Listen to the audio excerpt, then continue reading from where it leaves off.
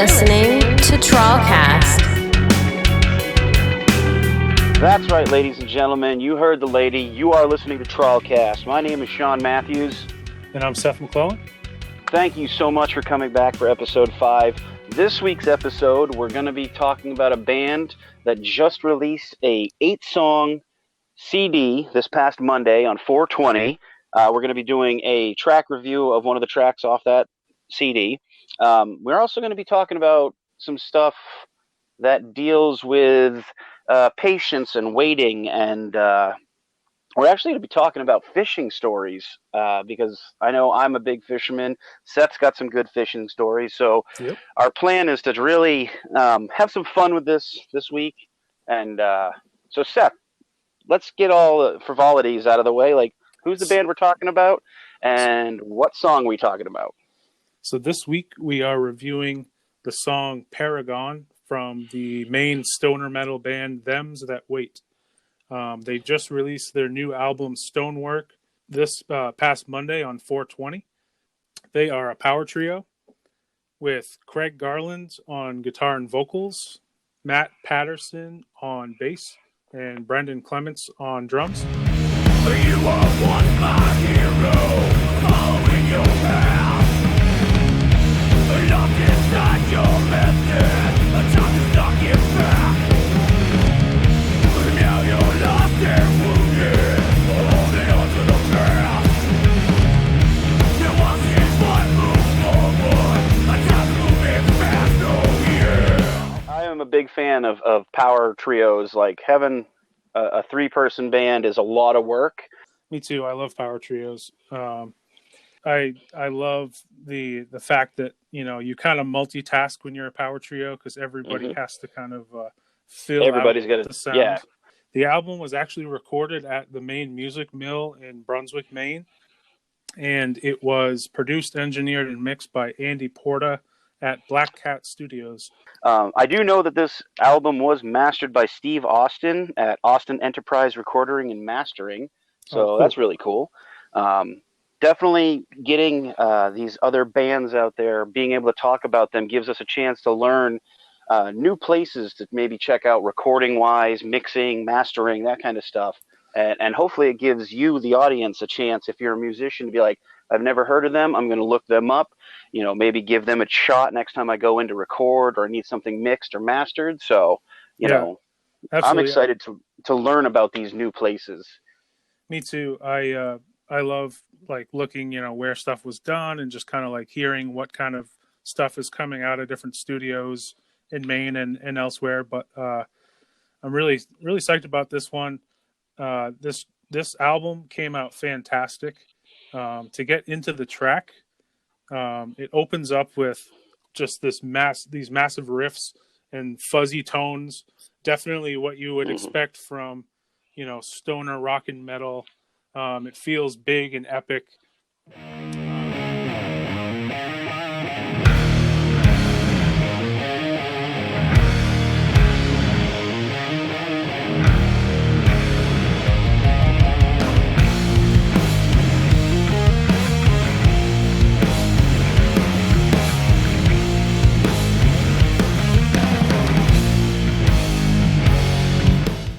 What I really like about this track is, like, once you get into the song, the vocals don't take up too much of the song. It's a lot of musicianship instead of like, okay, this song needs to have 15 or 16, you know, extra lines of singing or talking or screaming or whatever. It's very succinct in the amount of vocals it has in it, and I really like that. It really draws some character into the song.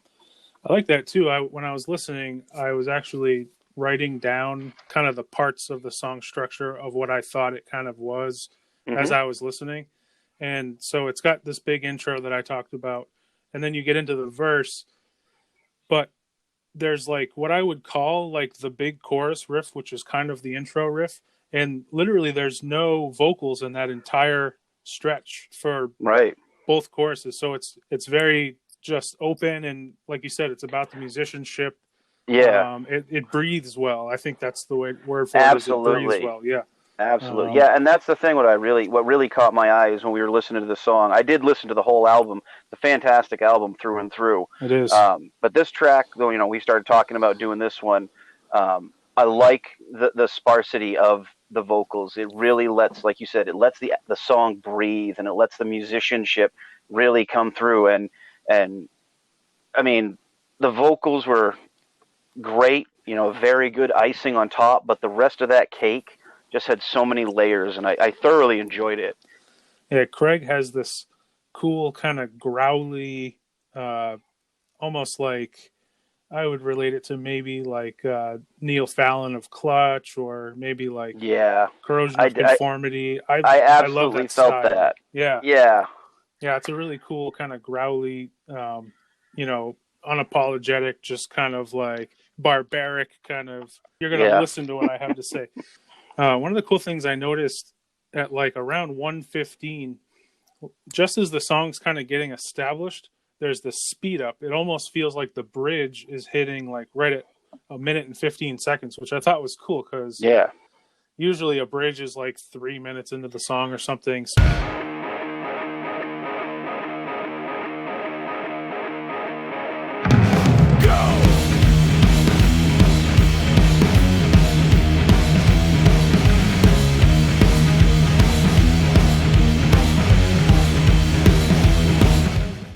Well, and you're pointing out the exact-ish time of the pickup. This song is almost 6 minutes long.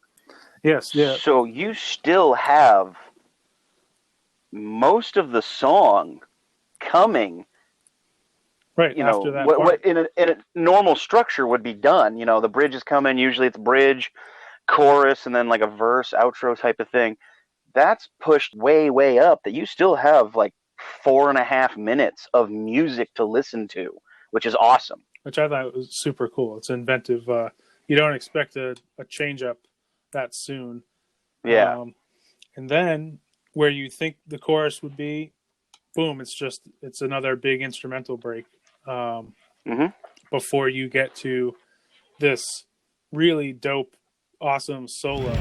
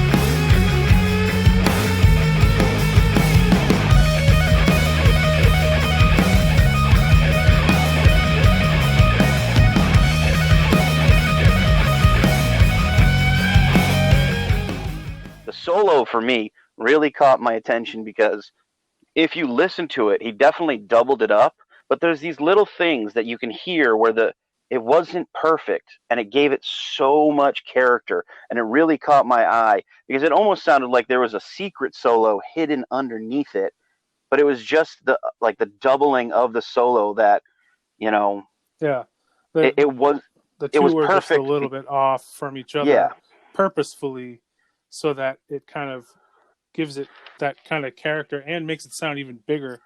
Yeah. Well, and it's that perfectly imperfect kind of thing. Like it wasn't dead on every single, like there were some notes that were maybe just bent a little on the string or something, and it just sounded so awesome. Like I enjoyed it very thoroughly. Yes. And I listened to that part a few times. I actually rewound it a couple times and just stuck right there in the solo, and I really dug that, how it just had this, like I said, almost a hidden solo within the solo happening, and then the bass line is just staying steady. The drum line is just staying steady. They're not getting too fancy over it. They're just keeping that road, that pathway for him, and it's awesome. I absolutely love this solo. It's killer. Yeah, it feels like a Black Sabbath solo, but just kind of hypercharged. Just It's stone. killer. That's Yeah, what it is. it's awesome. So I looked up the word paragon, which it says person or thing regarded as a perfect example of quality or viewed as a model of excellence. So I thought that was really interesting. I haven't quite pieced together yet what this song could be about. And I think that's one thing that's cool about this band is I feel like you said with the solo, they've got a little bit of a mysterious thing going on. Yeah. There's a cool outro that has like these sort of distant voices that are kind of mysterious. Yeah. I mean, honestly, like the solo for me, in my notes, I literally put outro fade effect is gorgeous and very ethereal. Yes. Which it has this almost like mystical river Styx crossing feel where it's almost like you hear the wind, you hear people talking, but they're not really there, but they are. It's just the whole very outro. Like a Pink Floydian kind of mysterious. Yeah, kind of I mean, it really catches your attention. Like, for me, when I first heard it, I was like, wait, what's going on? Like, and then like I started to really like grasp into it, and like I started like dissecting it, and there's just so many levels and layers, and the way it's done is really cool. It really adds so much texture to the song.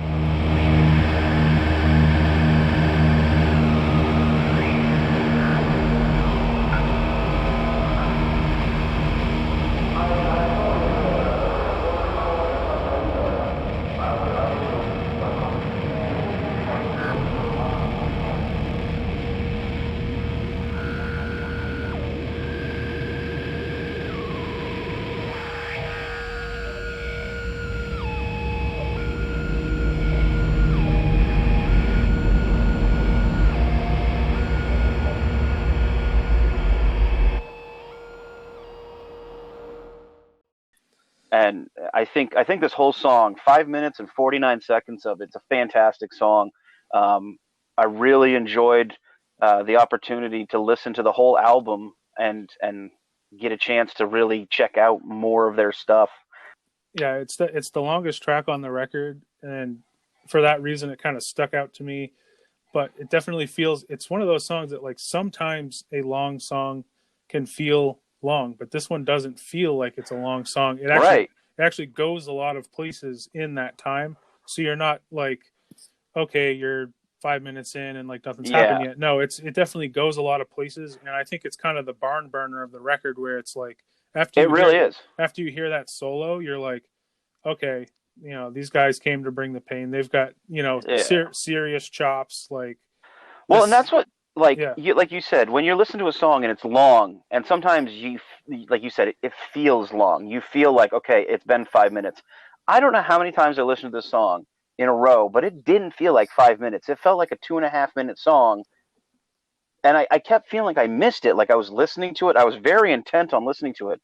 And then it's like, the song's over. Okay, wait a second. What the hell? That was not 5 minutes. Like, what's going on? And I listened to it again, and it didn't feel long. It actually felt like it needed to be longer because it kept almost ending too soon. Like I wanted more.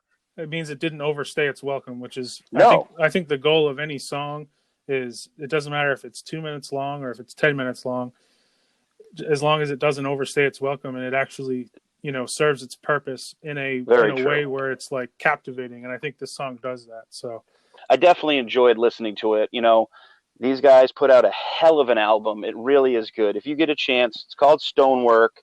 I believe they're selling it on Bandcamp. It's on Bandcamp. Yep. Pick the album up, ladies and gentlemen. It is really good. Paragon is the song we chose to talk about, and I want to thank Craig and the guys. It's a fantastic song and a great album. It's killer. I was lucky. I got to hear it a little early because I worked with Craig on this album to do their album cover. So you got a little sneak peek into the madness of them. So yeah, it was really fun working with Craig. Them's That Wait is a band that we haven't played a show with yet. So yeah, and that's going to change. I mean, as soon as this stuff is over and we get back to the world as we used to know it, that's going to change. Like you and I have already kind of set up a hit list of bands that we have to play with, and I know it's just growing at every turn right now. We're getting itchy, we're getting antsy, and we're ready to play again. Absolutely. Yeah, absolutely. So check out Thems That Wait. They're on Facebook. They're on Instagram / Thems That Wait. Check out their new album Stonework on Bandcamp. Whenever you get the chance, see these guys live. Get ready for a wall of sound coming out of three dudes. It's pretty awesome. Check them out. And now a word from Craig. This is Craig G from Thems That Wait, and you're listening to TrawlCast with Sean and Seth. Let's take a bite out of rock. Oh yeah. The Thems That Waits, the name really invokes some thought and some perspective, and right now, like, that's really what we have a lot of time for is thinking and just kind of being patient. And like I mentioned earlier, we are itching to get back to playing. I know both of my bands, we still talk a lot, and I know everyone that I've spoken to outside of those bands, everyone's really itching to kind of get back to somewhat of normalcy. They're trying to be as patient as possible, and it's hard. And one of the things I find that helps me is fishing. I love fishing. I did it a lot as a kid. I took a long time off just because life got in the way. I became a father twice over.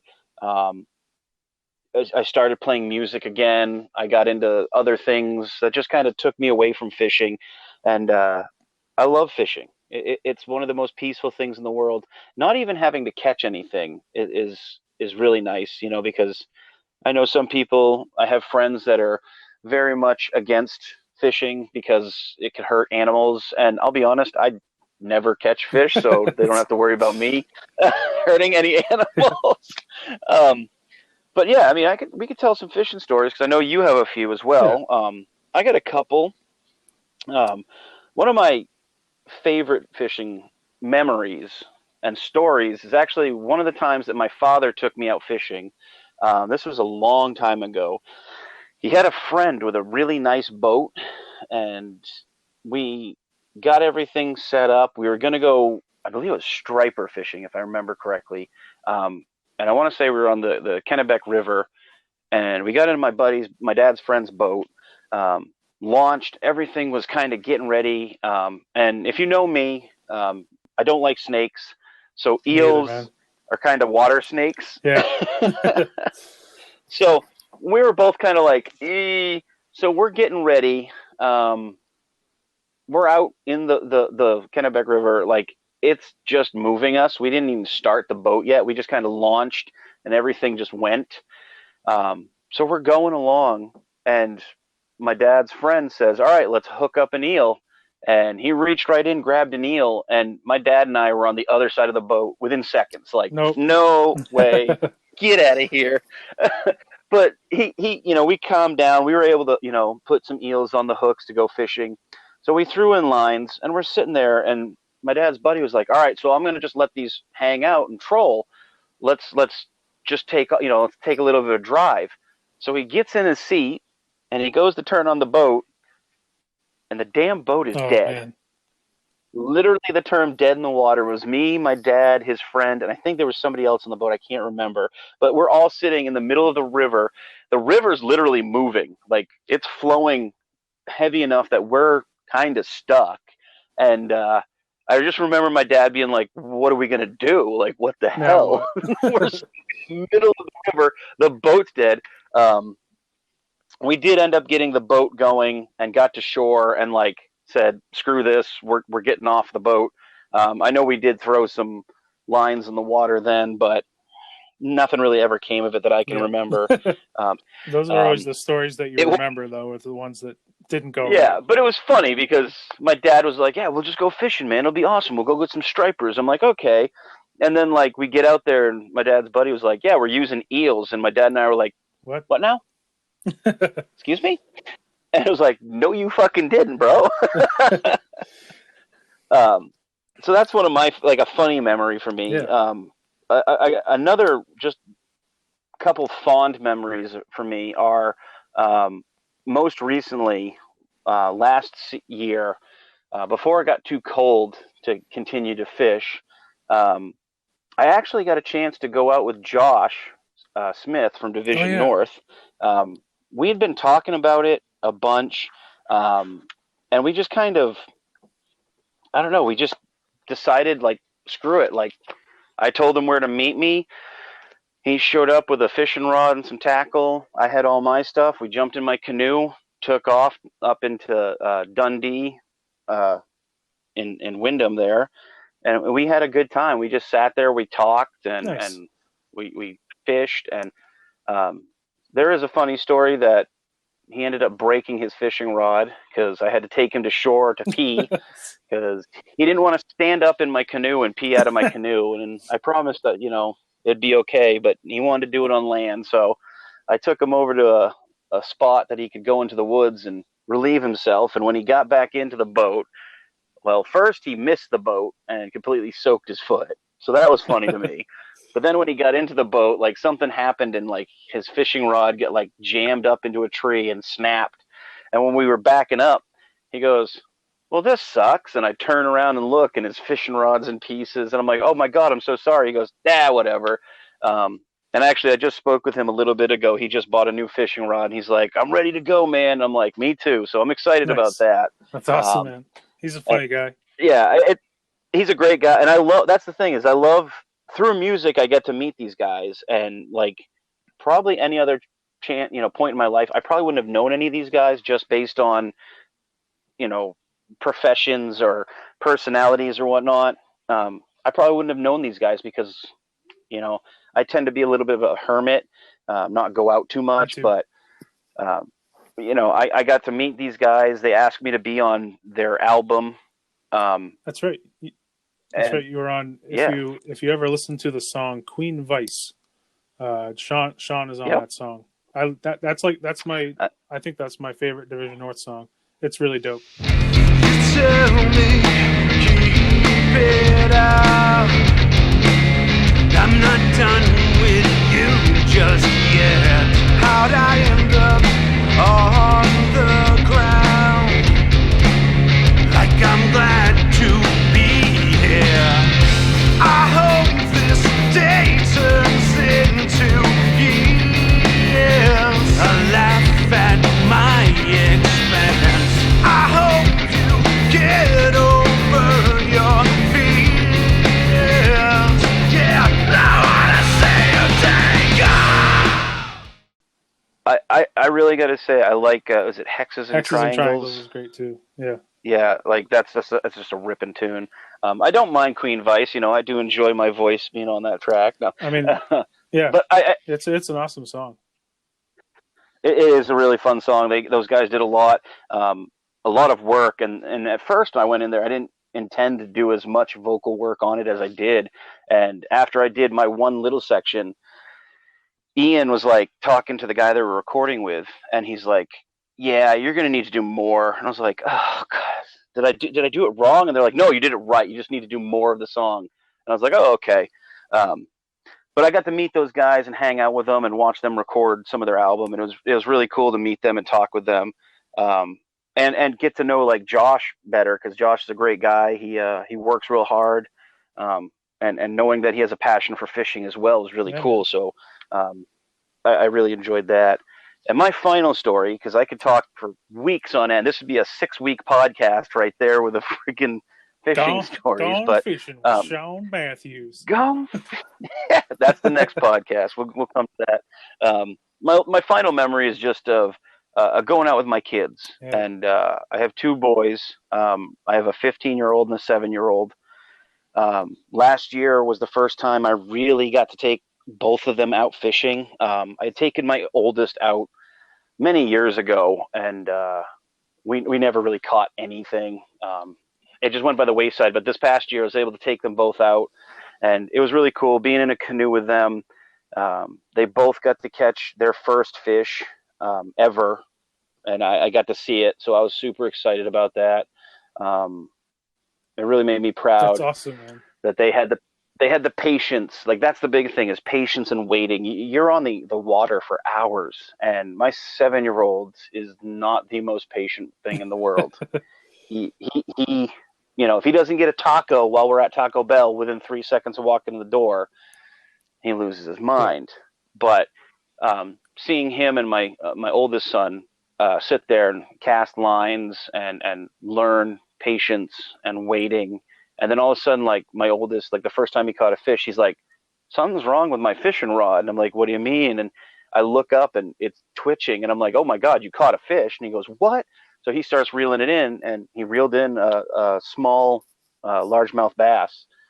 And I was like, oh my God, this is amazing. That's awesome, like, man. This is awesome. I think it's so important to, teach kids that virtue of waiting and patience, because I think it's something that now, because, everyone's got, the era, man, the era gives everyone everything immediately. That's the thing, is like there's zero waiting for anything, and the expectation of life and the expectation of everything in it is just so high to be fast. But there are these things that are like tried and true, that are, time tested, like fishing, that, absolutely, man. They teach you a lot about, thing is, life and about yourself, and patience and virtue and waiting and being able to focus on things. And for me, like, for me, that'll be a memory I'll always cherish, is being able to see my kids for the first time ever catch a fish. I remember exactly where it was, both times. I know exactly what they were, how their faces were when they actually pulled in a fish. So it's something that for me, I'll always cherish. And I hope when they get older, they're like, I remember catching my first fish with my dad, and it was here in this, this river right here. Like, if they take their kids, and maybe they take their old man so that he can fish with his grandchildren. It's who tradition. knows? Yeah, it's like a tradition. Yeah, absolutely. Yeah. So, that's what I got for fishing and stories. I know you said you had some too, Seth. So let's hear what you got. So, very similar.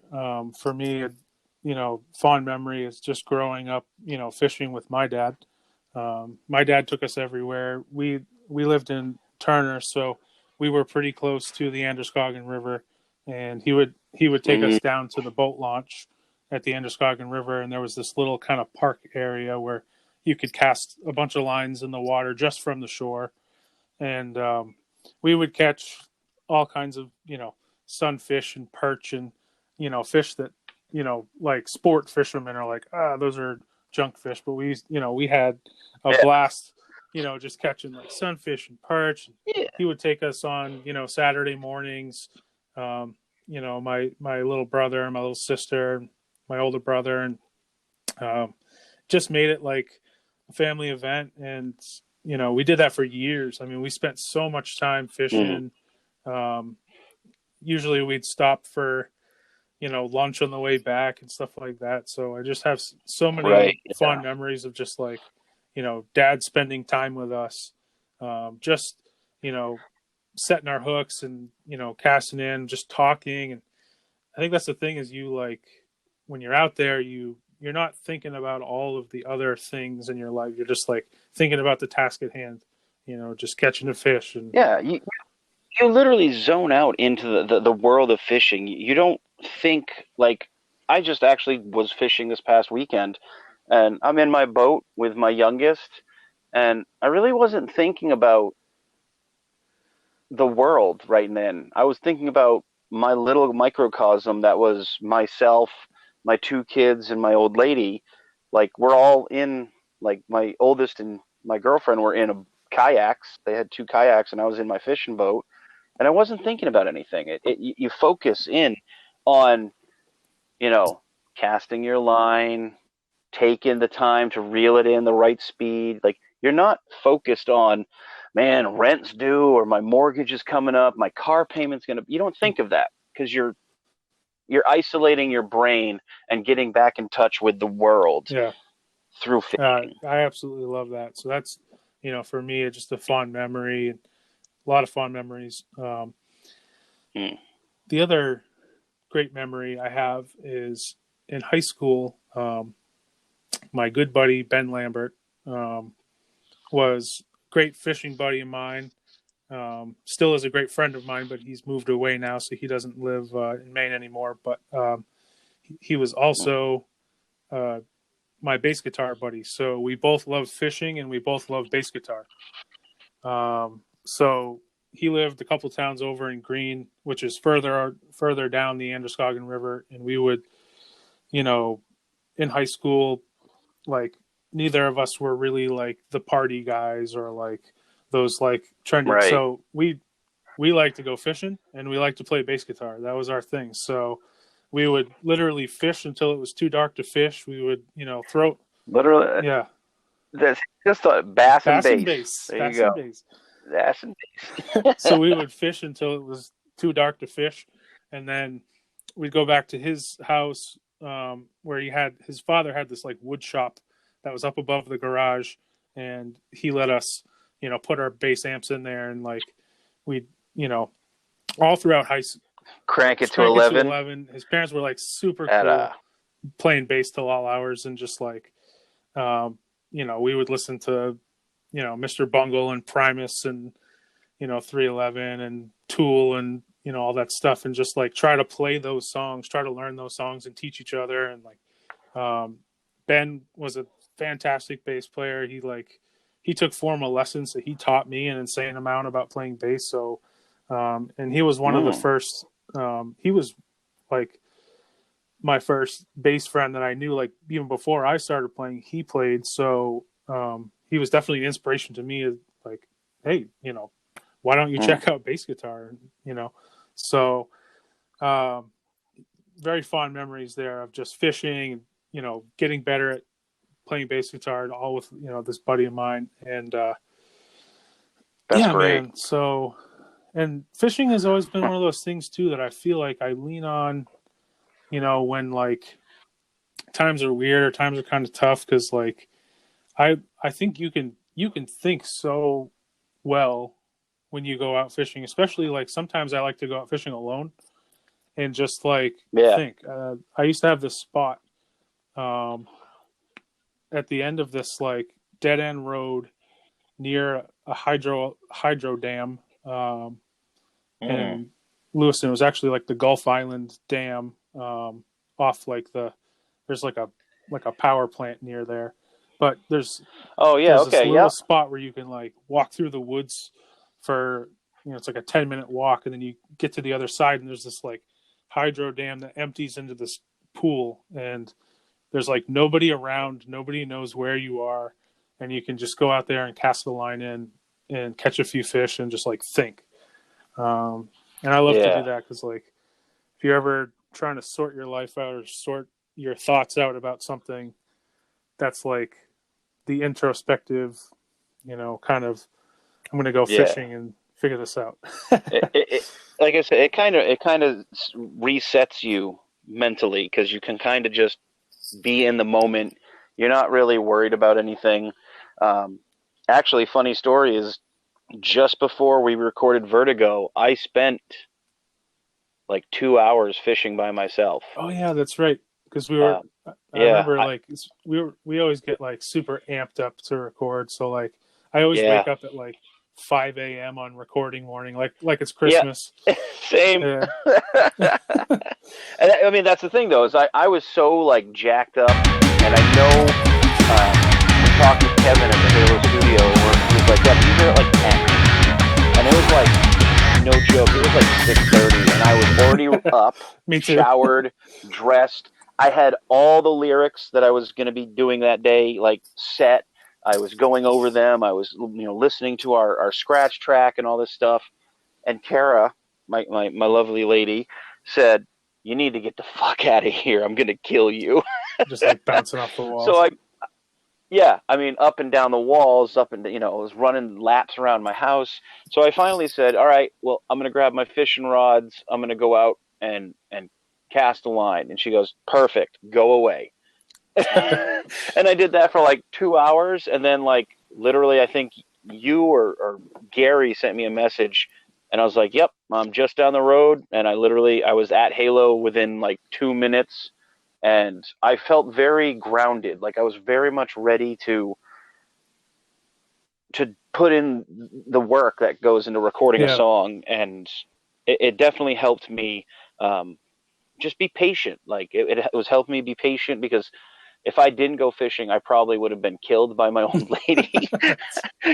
she would have stabbed me or something, or shot me. I don't know, but I definitely was driving her crazy, and going out fishing, it definitely helped me with patience and just waiting, because I got to not think. I got to focus on just being there. Oh, that's super cool. So, that was an awesome day. That was a fantastic day.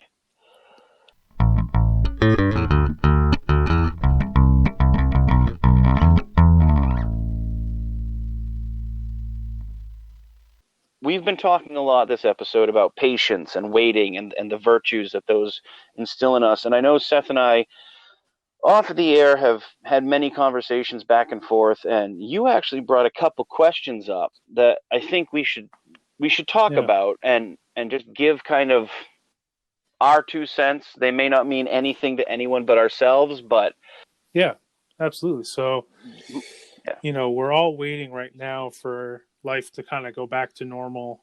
Obviously, we don't know when this whole, situation will be over. So I just thought it would be cool to talk about, like, what things have you been doing during, like, the stay-at-home order to stay sane? What things have you been up to? Well, I mean, for me, I still have unfortunately had to go to work, so I'm not as home as much. I did have my hours cut at work, which kind of stinks, but it does mean I get to come home a little bit more. I've done a few things, actually. I purchased a boat back in, I want to say September, October. It was a while ago. So I've been waiting to get that out in the water. So I have been fishing. That's one thing I have been doing, which has been very helpful, because there's no better way to keep people away from you than be in the middle of the water in a boat. I have my son with me, or one of them with me, but at the same time, there's nobody else around me, so that's kind of cool. It's nice. I have been just reading some books. I have the Corey Taylor, I think it's America 51 is the name of it. It's his newest book. I just finished that. Kara actually bought me The Hellbound Heart, which is Clive Barker's story that inspired Hellraiser, the movies. Nice. So I finished that, which was great. I love Clive Barker stories. Playing a few video games here and there. I have been writing some new lyrics as well for a couple songs. I started to go back to learning to play guitar again, so that's something kind of new. Cool. I can play a couple chords, but my brain isn't super wired to playing guitar or anything like that right now. So I bought my oldest son Rocksmith many years ago, and he has an electric guitar that I've been actually plugging away. I've been doing some Bad Religion and some Pennywise, because I'm an old school punker that likes those kind of things. Nice. But yeah, I've been doing that, and just working, really. I mean, that's unfortunately I'm stuck doing. Yeah. So what have you been doing on this quarantine time? So I've been working as well. Still working full time. Luckily, I'm lucky, because I know a lot of people out there are not able to work right now. So I shout out to everybody who was going through that, and I hope everybody out there is doing well. Yeah, absolutely. However, I do have an office job, so I get to work at home. I do marketing during the day for an insurance agency, which is a fantastic job. They treat me really well. So I'm home most of the time, but I do have to go in to help with a few things. I also help everybody with computer issues and setting up things. So today I was actually at work all day, setting up new computers for everybody, which was cool. You did mention you were having office chair races and finding the best office chair in your work. So that's, anyone who works with Seth, just if you have the squeaky chair now, gave it Yeah. to you. So, yeah, you got to have like a no rules office chair race when you're there by yourself. Yeah. I mean, you just got Full contact. how do you know how fast they go unless you try it out? Yeah. So You got to test the durability, man. You got to throw them off some stairs or two, yeah. So yeah, right. You got to test the tensile strength, right? Exactly. So I've been trying to stay busy, and try to like as much as I can feel accomplished, and that kind of stuff keeps me happy. My wife and I have been, spending a lot of time together, which is awesome. We get along great. We collect records, so we've been listening to a lot of records. We've been which is awesome. We've been watching a ton of movies. And usually, like on Friday nights, we've been like pretending we're at a movie theater and like shutting off all the lights and Nice. putting on like a new movie or something, and getting some snacks and a couple of drinks, and just kind of pretend like we're at the movies, which is cool. And hobbies wise, I've been doing some cool graphic design jobs for people. Like I had mentioned earlier, I got to do the album cover and a new logo for Thems That Wait. I've got a couple other cool things in the works that I've been doing design work wise. However, show flyers have slowed way down because there's no events right now. So I was gonna say, yeah, that's a hard one to keep plugging away on just because life. No, exactly. But I've been playing a ton of bass.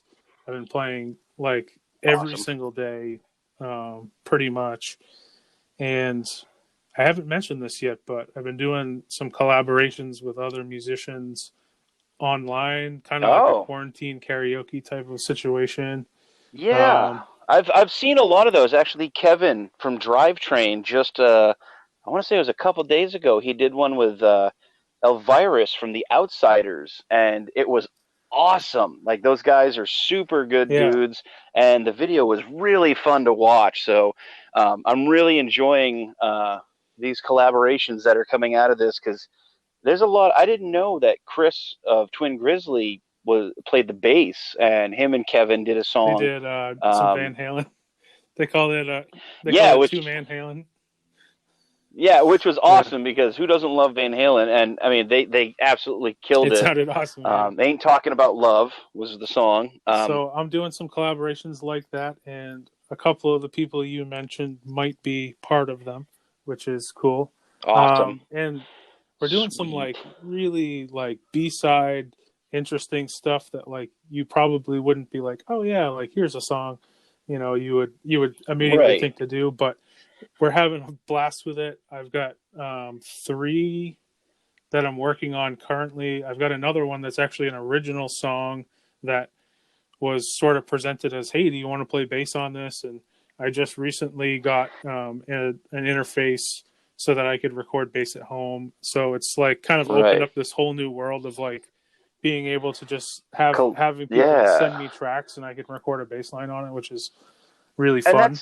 And that's fantastic. We were just talking about that. Was it last week? Let me check my notes. Yeah, last week's episode.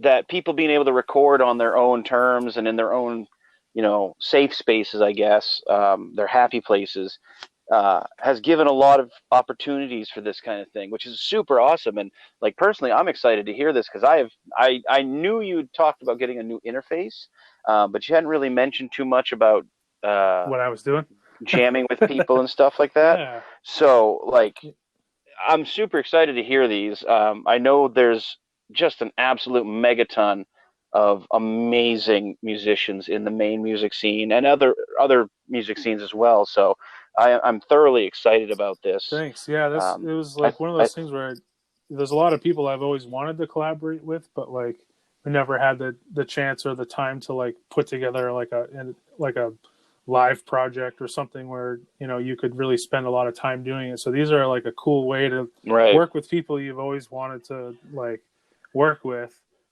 just kind of sending tracks around online, which I think that's been like an amazingly cool thing that has come out of, this whole situation is all of this Absolutely. cool, like, quarantine karaoke in and of itself is a really cool thing.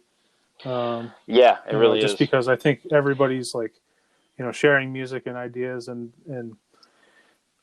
like, I think so many cool things musically are going to kind of come out of this situation, which I think is good news.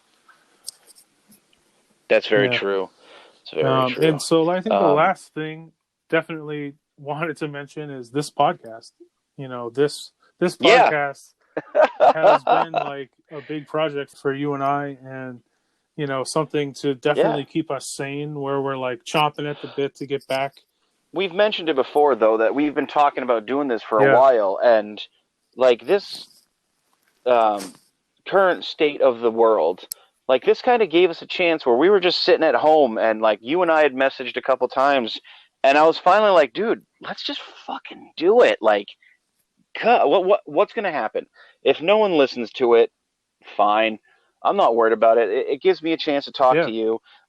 We can have some fun topics and fun subjects, and I really enjoy this. This has been one of the most exciting things I've done in a long time that didn't kill me financially or mentally. Too.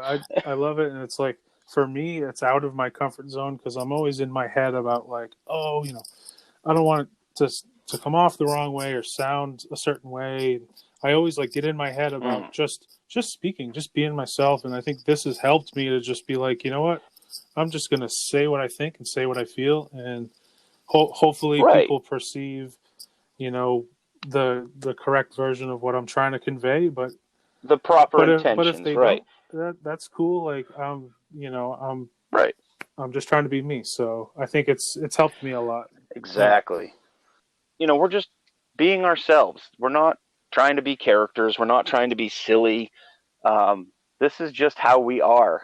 And honestly, I will say, this being our 5th episode, it's been a huge blast. I can't wait to keep doing it.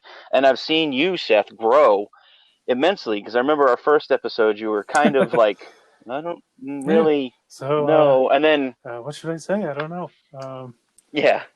But now you've picked up steam. You're getting more comfortable, and that's awesome. Thanks, you're such a great guy and such a nice guy, but you're too damn soft spoken. You need to open up, man. I know people have told me that my whole life, and I think if you know me, like when we're at practice, like to the people who I know really well, like my band buddies, like I'm not a quiet guy. Like I love to joke around. I love to try to make people laugh and be.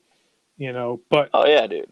In a setting like where I'm being interviewed, or if I'm on, like I don't know, just in certain situations like that, I'm definitely quiet. So, yeah. Right. Well, and that's some people, they don't get the public speaking kind of aspect, or the being open while they're being interviewed or spoken to. Like I know for me, I just kind of stopped caring a long time ago, so it seems really like a jerk thing to say, but if I'm there, like I'm just going to be there. I'm going to try to have as much fun as possible without going to jail. This is always the goal, but doesn't always happen. Yeah, but it's well, there's some stories somewhere. But it's a matter of just having fun and making sure, like, my main goal is to just be myself. If you like me, cool. If you don't, cool. I'm just going to be myself either way. I know people in my life that aren't big fans of me, and that's fine. That's no skin off my back, because I'm not going to change. Yeah, same with me. Like I think people criticize me sometimes for being like that kind of overly positive guy that like, oh, like you never talk about the negative, or you never talk about. It's like I just don't want to be like an energy vampire. I like to be positive because it doesn't, serve me well to focus on the negative things. So like, I know that there are people out there that probably don't like me. That's fine. And I think the older I get, the less I care. So I'm just. And that's the best thing to do, is the less you care. So, we answered, what have we been doing while we're staying home and trying to stay out of the loony bin. Seth, what are some of the things that you're most excited about once life and the world get back to a normalcy, like getting back into non-quarantine situations and stuff like that? Yeah, for me, I really am psyched to see my family, go up to see my dad, my stepmom, and my grandmother, who live about an hour and a half north. See my little sister and her family. Just basically see my friends, see everybody in my life, and be able to spend some time, grab a coffee, do all that kind of stuff that we're able to do now with phone calls and Skype and Teams meetings and all that stuff like that. And but it's a little different than just sitting across from somebody and kind of really understanding. It's very, it's very impersonal. Like, it doesn't feel right. Yeah. I've had video conference calls, and honestly, it's like, we're talking, but I don't feel like I'm actually talking to you. I'm talking to my phone, and I hate that. That doesn't feel good. It's better than nothing, but it's it could definitely, right. It's not the same as sitting across from someone and truly, understanding them. So I'm looking forward to that. I'm looking forward to going places with my wife again. We love to. One of our favorite things to do is on a Saturday, go record hunting. We'll go to all these little obscure record stores. We'll go all the way out. We'll go all over New England, but we like to go, Maine, New Hampshire, and just kind of hunt for records, grab some lunch, make a day of it, do stuff like that. And, right. Yeah. I'll be honest. I watch your Instagram stories or your posts, and I see when you guys go out to do those. I love watching you guys because you guys always get a picture of some restaurant you're in together, and then you places you're going, and then the haul, what you guys got to bring home, and it's that's so much fun, man. That's so exciting to watch. Thanks, man. And if you ever want to go, you're always welcome. I definitely plan on it. That's one of I got a bucket list right now of post-apocalypse stuff to do. And I think, obviously, we'll probably both say this, but Trawl, man, I'm so excited to get back to Trawl. We kind of had to hit the pause button, and in a big way. And I feel like we're at an impasse. We're at a point where, things are changing. There's a new chapter coming on, and we have so much, I think energy and willingness and wantingness to dive back in and do this and make it. Yeah, man. The momentum's there. We just got to do it. Got to. But we're both all excited. In good time, when it's safe, when we can. It's family and safety is obviously most important. And we want to be, as responsible as we can be to make sure everyone's safe and healthy. But at the same time, exactly, we're just psyched to get back out there. So, how about you, Sean? Man, I'll be honest. One of the first things I want to do is go to a show. Yeah, man. I want to go see live music again, because the energy that's there and the feelings that are there are just, it's so powerful. So I can't wait to get back to going to shows. I actually really am, I do have kind of it's a mental list right now. I haven't written it down per se. I have a little filing cabinet in the back of my head that has some stuff in it that it's a couple cobwebs in there I got to clean out. The memory warehouse. Yeah. One of the things I really want to do is just get back to being with friends and grabbing a beer, grabbing a coffee, having a glass of wine and having game night. Yeah, man. I think that's something I have missed very thoroughly, is having game nights. Good friends of mine, Bo and Rhonda, used to have me and my family come up to their house, and they'd make tacos, and then we'd play Uno or Yahtzee or, Cards Against Humanity. We just sit there and play games for hours, and then it's oh man, it's 2:00 in the morning. Both of my kids are still there, wide awake because they've been eating tacos and drinking soda all night. I just can't wait for that kind of thing. That's so fun, man. I remember to I happen remember again. that game of Cards Against Humanity that we played with Trawl. In down in Connecticut. Oh my god. We were drinking that man. Montauk blueberry whiskey, man. We were getting sauced that night. I don't think I've ever. It's been a long time since I've laughed that hard. Oh man. Yeah. It was very difficult for me to actually get to sleep that night because I'd laughed so much and like I was just so amped up. That was insane. That was fun. Yeah.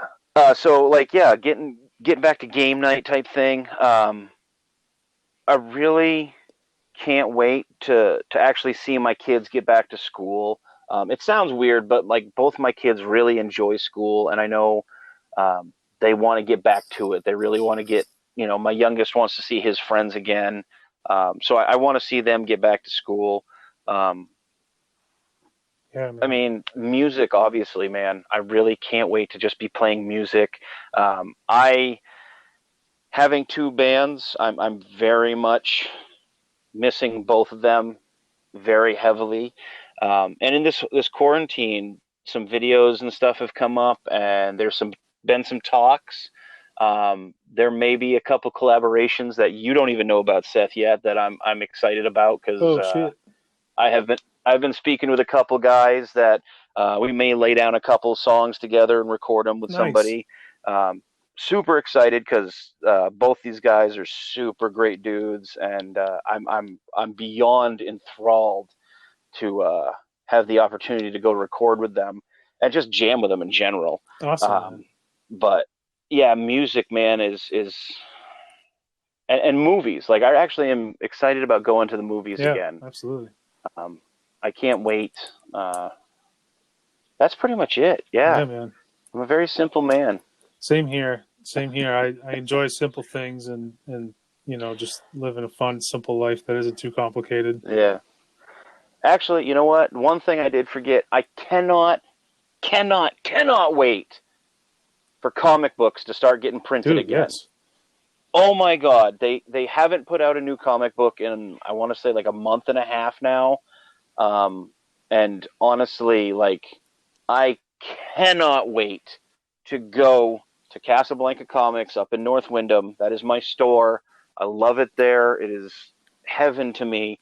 And I cannot wait to walk in there on a Wednesday and see New Comic Day right there, ready to go, and just slap $60 down or $50 or however much. Yeah. I mean, Kara and I just got our pull list from them the other day, and it cost us $50. Nice.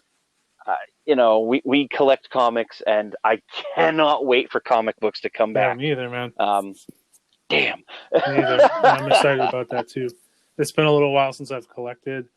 As you know, Right. for a long time, I was like huge into it. Miranda and I both, we just collected. We probably had too many comics, and we took a little time off. We're on the records wavelength right now, but we're always like, I don't think there is too many comics, Yeah. man. I'll be honest. I don't think there's too many comics. I don't believe there is, but we're always like 1 foot in the water. Like maybe we'll start collecting again, or maybe we'll pick up a couple of graphic novels. I recently picked up a new Sandman graphic novel, and I was pretty stoked. Oh, fantastic! Yeah. I'd say Kara got the Monstrous, I think it's called, comic series. Nice. So she's been enjoying that. It's pretty cool. I think we need to talk about comics coming up soon in a future episode. Yeah. I think we're going to have an off-air meeting about that for sure. So that's, I think, a good spot to kind of wrap this bad boy up. What do you think? I agree. Cool.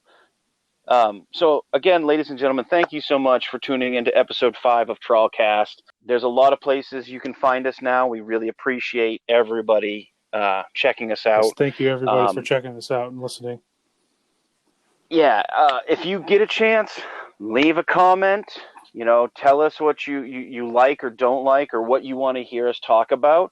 I know on the Anchor app, if you happen to download that, there is actually a button at the bottom of our podcast that says voice message. You can actually send us a voice message. That's there. Dope. And, if it's not absolutely obscene, And even then, we may still use it if it is, but we may throw it on the podcast, So, send us a message there, or we're still looking for the listener segues. Be creative. If you do have one, send it to us at trawlband@gmail.com. So, we can throw you in the episode. Again, rate and review us. Give us 5 stars. Tell people what you love about us. We're trying our best. And we really do appreciate it. I think we are up to, I want to say about 120 people listening right now to us, which is awesome. Absolutely insane to me. That's really cool. And we thank you all so much. It's amazing, and I'm very much humbled by that. But please, comment if you like what you're hearing. Subscribe. If you got a question, comment, or concern, or show suggestion, or anything like that, cast a line to us at trawlband@gmail.com. We do check that email very frequently, so don't think we're getting it and just being like, I'll get to it later. We check it pretty much every day. Yes. But other than that, thank you guys so much for listening to TrawlCast. This has been episode 5. My name's Sean Matthews. I'm Seth McClellan. Thank you again, and we'll see you next time on TrawlCast.